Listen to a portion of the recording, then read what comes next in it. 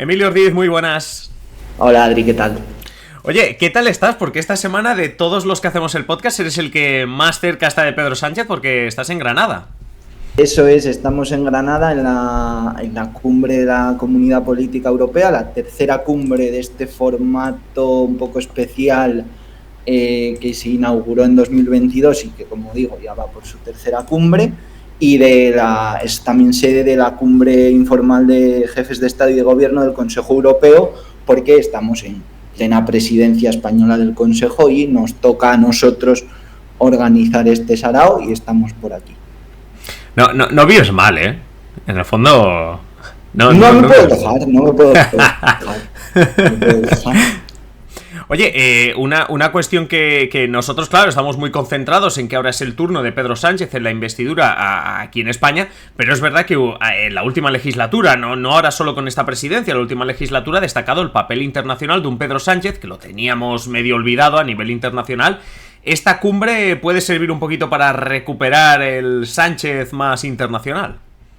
Sobre todo a nivel de foto. No sé si a nivel de contenido va a poder tirar de algún hilo, pero sí, en Nueva York hace unas semanas en la Asamblea General de la ONU tuvo su espacio, pero al final es un espacio, digamos, mínimo, por así decir. Al G20 no pudo ir porque tenía COVID. Digamos que ahora Pedro Sánchez, de verdad, ya con el tema de la investidura, de su investidura, funcionando, más o menos funcionando, recupera un poco el pulso, ¿no?, de la agenda. Sí. Bueno, lo tenemos, como decimos, en Granada, te tenemos también a ti. Nos has explicado así por encima lo que es la cumbre de Granada, pero sobre todo nos interesa saber qué hay más allá de la foto, es decir, qué se va a hablar y sobre todo si tú consideras que de ahí va a salir algo o es simplemente otra oportunidad más para visitar la Alhambra y para hacerse unas fotos. En principio, a nivel de cuerpo, por así decir, poca cosa.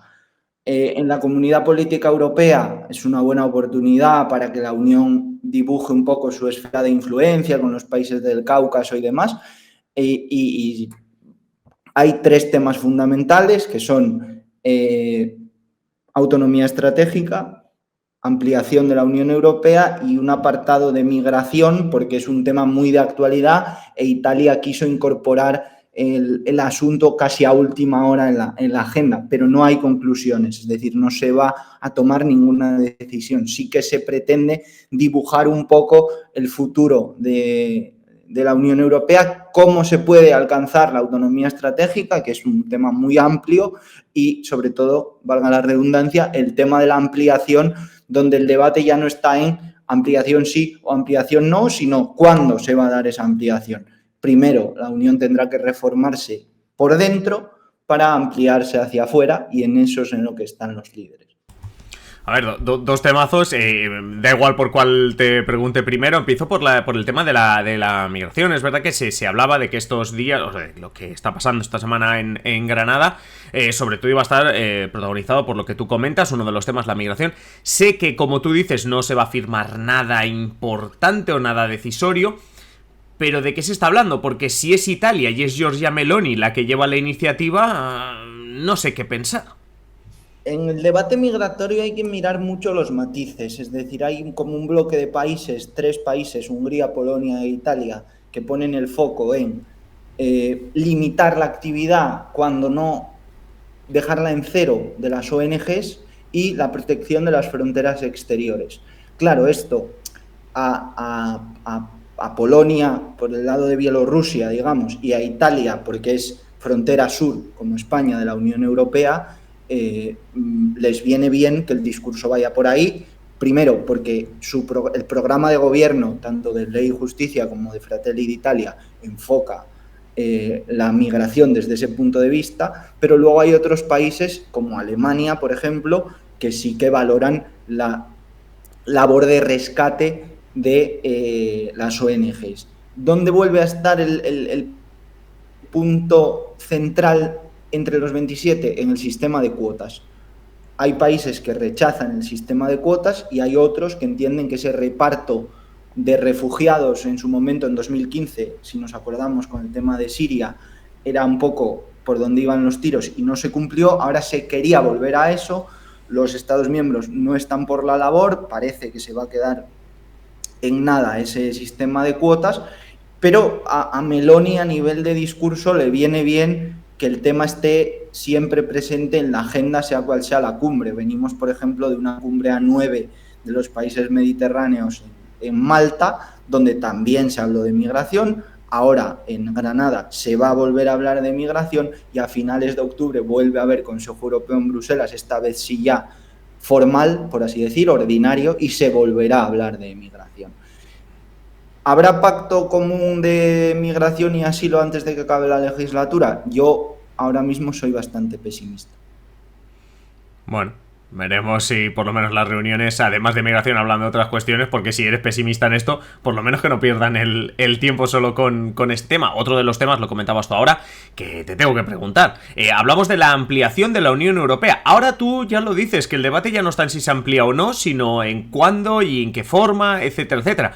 No hace tantos años, corrígeme si me equivoco, el debate estaba en si se ampliaba y se escuchaban muchas voces diciendo que la Unión Europea no estaba como para ampliarse. Ahora eso se queda atrás. Pero Emilio, yo esta semana he llegado a leer que está sobre la mesa la posible entrada de 9 países. No sé si a la vez, pero de 9 países. Aquí hay que entender un poco el escenario, ¿no? Ahora mismo, una ampliación, una gran ampliación, la referencia es la del 2004, cuando entraron todos los países del este. Luego en 2007 entraron Bulgaria y Rumanía, y la gente puede pensar, las fechas dan igual. Bueno, no tanto.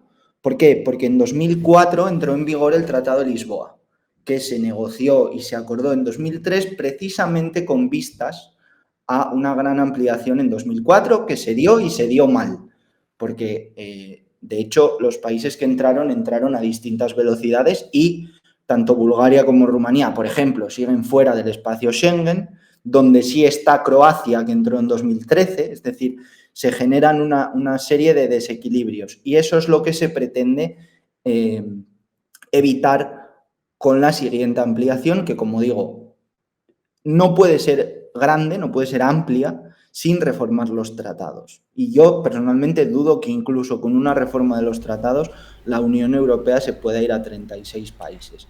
Claro, cuéntanos sobre todo eso, la reforma de los tratados. Es decir, sobre todo hay una cuestión sobre la mesa que es el tema de la unanimidad. Si necesitas unanimidad para las grandes decisiones y las grandes sanciones, claro, cuanta más gente entre en el club, todos tendrán la sartén por el mango, ¿no? Y va por ahí.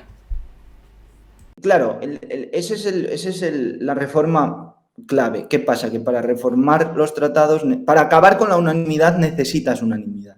Y la unanimidad es un elemento que a países díscolos, por así decir, les viene muy bien. Hungría y Polonia se han estado protegiendo mutuamente durante los últimos tiempos en este aspecto y se han aprovechado pues, de esa unanimidad. Hay otra lectura respecto a la unanimidad que es igual de válida y tiene toda la lógica del mundo, que si tú eliminas la unanimidad, restas peso a los países pequeños. Es decir, el poder de veto ahora mismo lo tienen todos. Hungría y Polonia, Alemania, pero también Malta y Chipre. Si le eliminas esa posibilidad a los países pequeños, su influencia en la Unión Europea pues se queda muy, muy reducida. Aquí hay, vamos a decir, 3 posibles escenarios respecto a la ampliación, por lo que hemos ido leyendo y por lo que hemos ido preguntando. El primero, una entrada de un país y volver a la Unión Europea de 28, que era la que teníamos con el Reino Unido. En este caso, el país candidato más avanzado en las negociaciones es Montenegro. Son 36 capítulos y le quedan 2 por finiquitar. Otra posibilidad, una entrada en bloque, pero en pequeño. Es decir, que en lugar de 5, 6, 7 países, entren 3. En este caso, los que podrían entrar serían Montenegro y Albania y Macedonia del Norte, que además han tenido muchos problemas en su camino. Y la posibilidad más remota es, como digo, una gran ampliación de todos los Balcanes más Ucrania y Moldavia, que eso es eso sí que te obligaría a refundar la Unión Europea. ¿Por qué? Porque En una ampliación no solo hay que contar con el número de países, sino también con el tamaño de los países que entran, porque los fondos europeos se reparten en función del tamaño del país. Es decir, no es lo mismo que entre Montenegro a que entre Ucrania. Ejemplo práctico, si Ucrania entra en la Unión Europea, entra siendo el quinto país más grande, es decir, superaría a Polonia, se quedaría con una parte muy importante en el reparto de fondos. Era una de las quejas que tenía el Reino Unido en su momento, pese a que recibía bastantes fondos de la Unión Europea, pero claro, la entrada de países en una situación delicada convierte al resto en contribuidores netos de fondos, no en receptores. ¿Cuántos países van a aceptar dar más dinero a la Unión Europea del que reciben de la Unión Europea? No se puede hacer una gran ampliación sin reformar antes la Unión. Y en eso es en lo que van a estar los líderes a partir de ahora, que como decía antes, yo creo que ya todo el mundo da por hecho que va a haber una ampliación de la Unión. Sí, tú decías que es una cuestión del cuándo. No sé si hay una fecha, hay un horizonte, hay una fecha, me refiero a un año, si hay algún año a la vista que se marquen. Charles Michel habló hace poco del 2030, pero enseguida la Comisión Europea, que es la que, aunque el poder de decisión está en los Estados miembros, la que analiza los progresos es la Comisión Europea, y la Comisión Europea insiste siempre en el mismo argumento, que es: esto no va de calendario, sino de méritos. Es decir, no se puede poner una fecha. Como seguramente me vas a pedir que me moje, porque lo hemos es que ya nos conocemos demasiado. Lo hemos cogido por costumbre. Yo sí veo viable una Unión Europea 28. De hecho, a mí es el escenario. Pero eso es solo la entrada de uno. Ya sería Montenegro solo. Apuestas por una entrada de Montenegro. Sí, yo si tuviese que apostar, para mí a corto o medio plazo, esto es de aquí a 2030, sí que vería una Unión Europea con Montenegro. Claro, eso obliga a gestionar también expectativas de otros candidatos, porque Macedonia y Albania van a decir que hay de lo mío. Pero lo más factible ahora mismo es volver a una de 28 con otro país pequeño que no te descoloque, por así decir, el reparto de fondos. Lanzas otro guiño a los Balcanes después del primero con la entrada de Croacia en 2013 y vas resolviendo poquito a poco el asunto de la ampliación, que es quizá el tema más difícil de abordar para la Unión Europea. Pues Emilio Riz, no sé si vas a tener mucho tiempo para hacer el turista por Granada, pero pásatelo muy bien antes de volver a tus quehaceres en Bruselas, y sobre todo, evidentemente, te leeremos todas tus crónicas y por supuesto pues te escuchamos la semana que viene. Muchísimas gracias, Emilio. Gracias a ti, Adri.